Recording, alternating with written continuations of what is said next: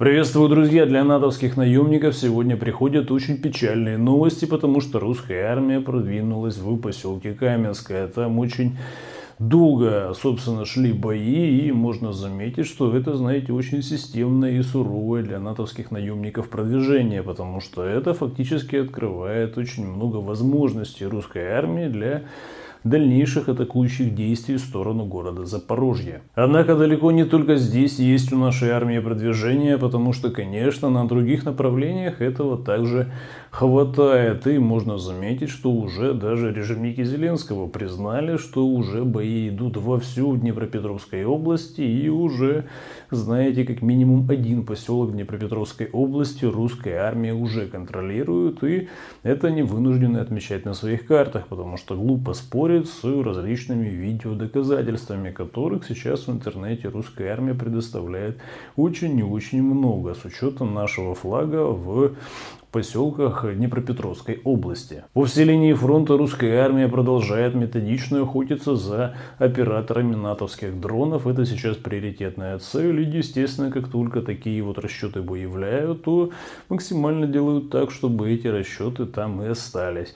Ну и, конечно же, собственно, при вот атакующих действиях можно заметить, что вот особо смелые бойцы русской армии периодически даже устраивают процесс разминирования, когда вот на большой скорости пролетают на квадроцикле те позиции, которые вот по данным нашей разведки заминированы. И таким образом, когда вот быстро квадроцикл проезжает, то мины срабатывают, но уже наши бойцы находятся вне зоны действия, и таким образом, конечно же, расчищают путь основным нашим силам. Подобная тактика, она, конечно же, на грани безумия, и очевидно, что сейчас для нашей армии очень серьезно есть потребность в беспилотных системах, которые могут проводить разминирование, в том числе и таким образом. Поэтому сейчас думаю, что наши инженеры очень активно трудятся для того, чтобы предоставить нашей армии достаточно наземных платформ под различные задачи, которые есть на поле боя у наших бойцов. Параллельно с этим идет охота на различную натовскую технику с помощью дронов на оптоволокне, и, конечно же, подобная история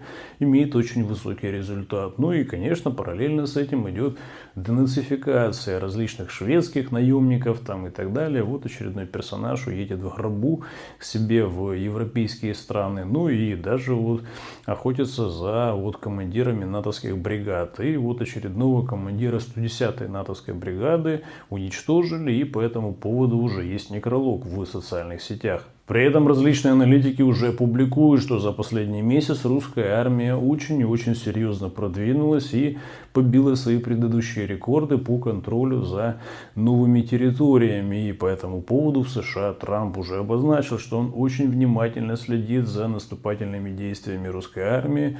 Ну и, конечно же, забыл сказать, что сделать с этим он, очевидно, ничего не может, потому что, очевидно, любое продвижение русской армии вперед, это означает, что у американских корпораций становится меньше их активов, потому что в свою частную собственность давным-давно записали и земли, и, естественно, недра. Сейчас любое продвижение русской армии это означает просто удар по финансовым интересам западных корпораций. Именно поэтому Трамп признался, что очень серьезно вынужден следить за действиями русской армии. При этом все попытки США каким-то образом без боевых действий остановить продвижение русской армии сейчас оборачиваются прахом, и даже вот заигрывание с Лукашенко обернулось очень такими печальными последствиями для спецпредставителя Трампа Келлога, потому что Лукашенко заявил о том, что они говорили с Келлогом за прекращение ударов со стороны натовской ЧВК ВСУ вглубь территории Российской Федерации. Ну а, собственно, Келлог, с учетом того, что, как это так, он ограничивать будет действия своей натовской частной военной компании ВСУ, заявил о том, что не-не-не, Лукашенко его не так понял.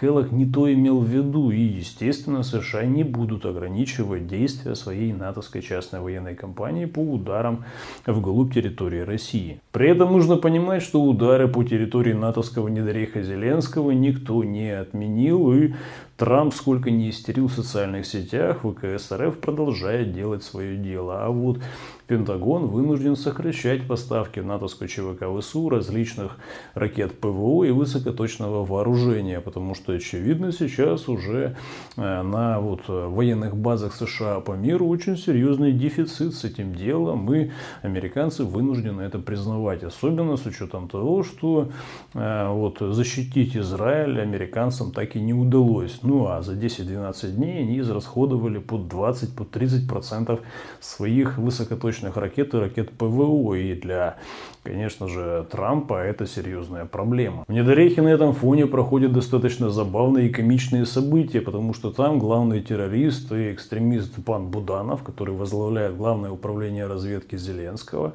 публично заявил о том, что если, знаете, люди будут на территории, оккупированной блоком НАТО, прятаться от банды ТЦКшников и противодействовать мобилизационным различным мероприятиям по похищению людей, то тогда их ждет русская ТЦК. Но проблема в том, что в России нету ни ТЦК, ни каких-то боевиков или банд, которые могут похищать людей на улицах. Поэтому сейчас, конечно же, это больше, я так понимаю, реклама все-таки России, потому что ни в Мариуполе, ни в Донецке, ни в Луганске подобных банд ТЦК нету. И когда Буданов пугает, собственно, людей российским ТЦК, то, очевидно, это все просто вызывает смех. Из интересного можно добавить, что в натовском Недорехе Зеленского сейчас уже начинаются очень серьезные проблемы с топливом, потому что по Кременчугскому нефтеперерабатывающему заводу за последний месяц так жестко прилетело, что все поставки топлива оттуда просто прекратились, и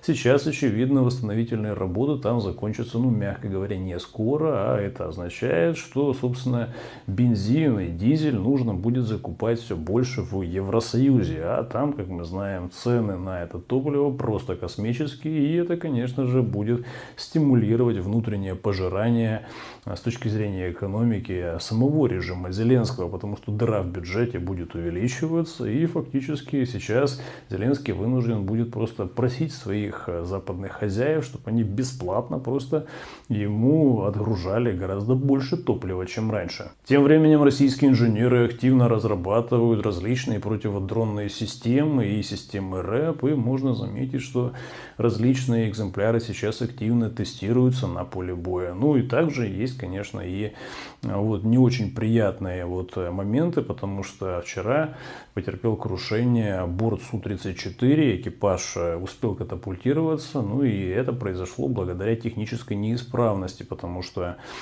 шасси толком не вышло, и таким образом пилоты были вынуждены просто отвести самолет подальше в необитаемые районы и катапультироваться. Ну а на международном уровне продолжают происходить достаточно комичные события, потому что Британия и Германия решили подписать договор о, стратегическом партнерстве и взаимоподдержке. И получается, что страны, которые входят в НАТО, сейчас решили подписать договор, чтобы в случае чего, какого конфликта друг другу помогать. И это говорит, конечно же, в первую очередь о том, а зачем, извините, вы в НАТО вступаете, зачем вы в НАТО платите взносы, потому что и Германия, и Британия платят просто очень много денег, взносов в блок НАТО, а тут получается, что параллельно с НАТО они выстраивают еще дополнительные договора, что говорит о том, ясно, и Британия, и Германия дают понять, нету никакой гарантии, что блок НАТО будет их защищать, и механизмы юридические и военные, которые заложены в основу этого блока НАТО, они будут работать. И здесь, конечно, нужно обратиться больше, наверное, к прибалтийским этим микроколониям Соединенных Штатов, которые сейчас особо буйные и агрессивные, и со своей русофобской риторикой просто уже всех очень и очень задолбали.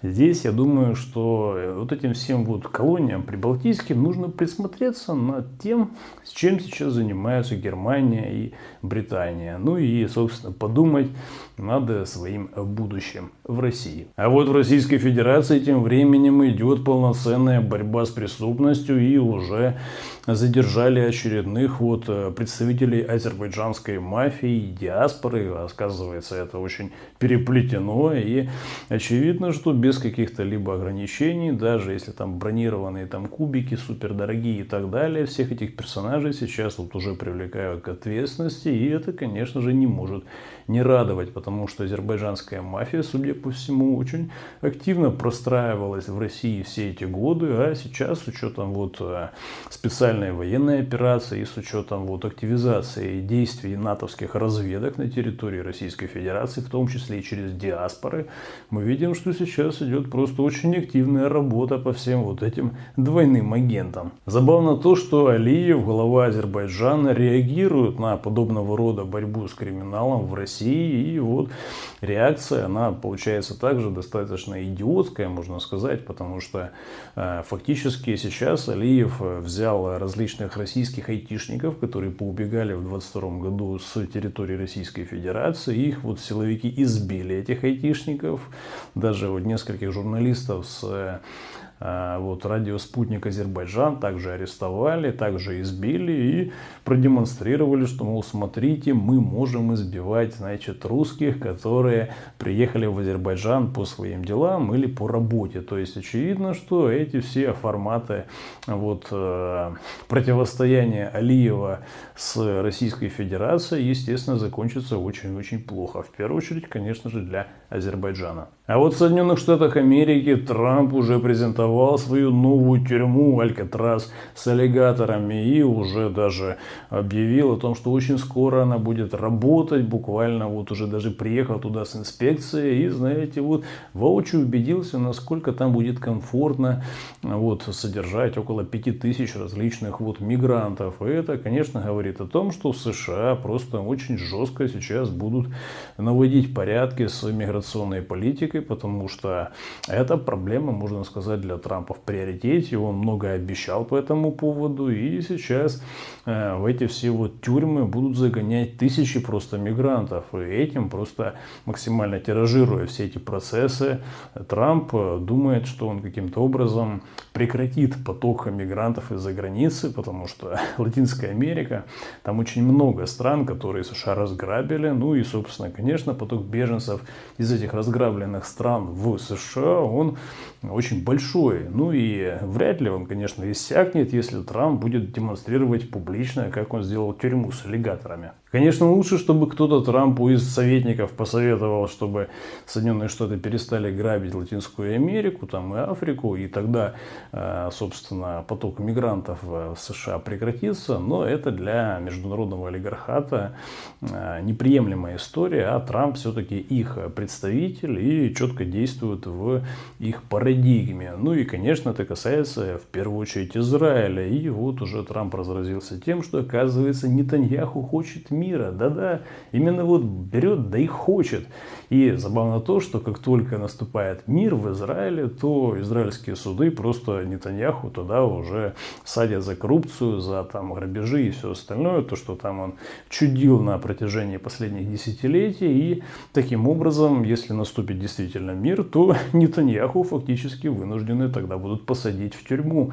Трамп про это прекрасно знает, именно поэтому угрожал израильским судам, чтобы ни в коем случае не садили Нетаньяху в тюрьму, несмотря на его коррупционные преступления и злоупотребления властью. Особо цинично, конечно, смотрится заявление Трампа в отношении того, что Нетаньяху уже согласен на 60-дневное перемирие в секторе Газа, с учетом того, что во время этого перемирия режим Нетаньяху просто танками стрелял в толпы палестинцев, которые стояли за едой гуманитарной, которую там раздавали через Организацию Объединенных Наций. То есть это, конечно же, наглая ложь, цинизм и, собственно, подобного рода заявления просто ничего не стоят. Ну а пока в Иране вылавливают различные топливные баки израильских самолетов, которые вынуждены были они скидывать, когда заходили с территории Азербайджана в сторону Тегерана при атаке атаки Израиля. Мы видим, что Российская Федерация продолжает выполнять свои обязательства, в том числе и в сфере ВПК. И вот конкретно Индии предоставили уже новенький, сделанный на российских ветвях в Калининграде фрегат. И, собственно, торжественная церемония уже прошла. Ну а на этом фоне Индия, с учетом того, что она развивает вместе с Россией свои ракетные технологии, предложила Греции, которая очень конфликтует с Турцией в отношении Кипра, купить все-таки у Индии ракет дальностью в 1000 километров. И эти ракеты, конечно же, гарантированно могут долететь до резиденции Эрдогана и в Стамбуле, и в других городах. И это, знаете, очень серьезный такой определенного рода намек. На этом, друзья, у меня все. Выводы, конечно, делайте сами. Также не забывайте подписываться ко мне на телеграм-канал. Там всегда больше интересного, нежели в видеоформате. Ссылка по традиции в описании, либо вбивайте в поисковики запрос Дмитрий Василец, телеграм, и все у вас получится. До скорого.